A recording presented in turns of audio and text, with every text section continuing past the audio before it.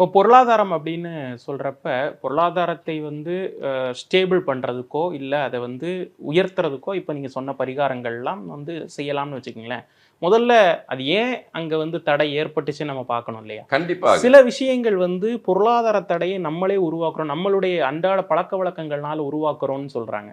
அதெல்லாம் உண்மையா? அப்படி இருக்கா? இல்லை, பழக்க வழக்கத்தை தாண்டி உங்கள் ஜாதகத்தில் 2ஆம் இடத்தை பார்க்கணும். ஒரு மனிதருக்கு முக்கியமான பாவமே 2ஆம் பாவம் தான். பொருளாதாரம் சேர்ந்த சிக்கலாக இருந்தாலும் சரி, அடிப்படை கல்வியாக இருந்தாலும் சரி, குடும்பம் சார்ந்த நிகழ்ச்சியாக இருந்தாலும் 2ஆம் பாவம் நல்லா இருந்தால் தான் நல்லா இருக்கும். நீங்கள் செய்கிற செயலுக்கு எல்லாத்துக்குமே முக்கியமான காரணம் ஜாதகத்தோட கிரகங்கள் தான். கிரகங்கள் மாரி எதுவுமே கிடையாது. என்னதான் நான் எப்படி உருண்டு புருண்டு போனாலும் என்னுடைய ஜாதக அமைப்பில் ஒரு சில அமைப்புகள் நன்றாக இருந்தால் மட்டும்தான் அது வலுவடையும். இப்போ நம்ம சொன்ன பரிகாரம் எல்லாமே சித்தர்கள் வந்து பொதுவாக கொடுத்த பரிகாரம். அதை தாண்டி உங்கள் ஜாதகத்தில் 2ஆம் இடத்தை வெளிப்படக்கூடிய விஷயத்தை பண்ணணும். நம்ம பல பதிவில் சொல்லியிருக்கோம், ஐயா உங்கள் 2ஆம் நட்சத்திரத்தை ஆக்டிவேஷன் பண்ணுங்க, 6வது நட்சத்திரத்தை ஆக்டிவேஷன் பண்ணுங்க, 2ஆம் இடத்தை வலுப்படுத்துங்க, அது திதி சூன்யமாச்சுன்னா பரிகாரம் பண்ணுங்க, முடக்காச்சுன்னா பரிகாரம் பண்ணுங்க அப்படின்னு பல பதிவில் சொல்கிறோம்.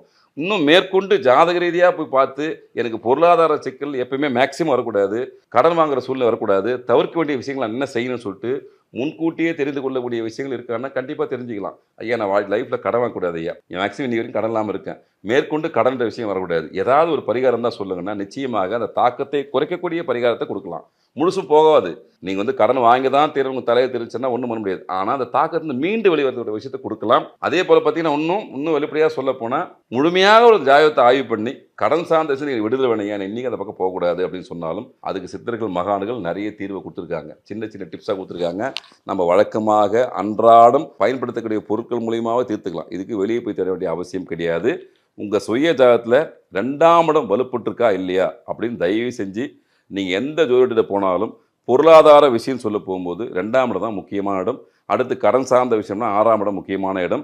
இந்த 2 இடமும் உங்களுக்கு சுயமாக நல்லா இருக்கான்னு சொல்லிட்டு பார்த்துக்கங்க.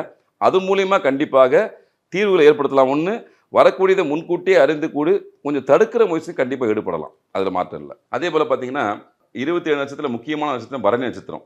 இந்த பரணி நட்சத்திரம் என்னைக்கு வருதோ அன்றைய நாளில் போயிட்டு சர்க்கரையும் உப்பு வாங்கி வீட்டில் வைங்க. உப்பு பயன்படுத்துங்க, சர்க்கரையை பயன்படுத்துங்க. கல்லுப்பு தான், எப்போ சொன்னாலும் கல்லுப்பு தான். நீங்கள் நினைக்கிற கார்பரேட் நிறுவனங்களுடைய உப்பு கிடையாது. நமக்கு வழக்கமாக அண்ணாச்சி கடையில் கிடைக்கிற கல்லுப்பு தான் மகாலட்சுமியுடைய அம்சம். சம்மர் வந்தாச்சு. What's your plan for this holiday? எங்க கிட்ட விட்டுருங்க, நாங்க பாத்துக்கிறோம். GT Holidays. GT Holidays, South India's #1 travel brand.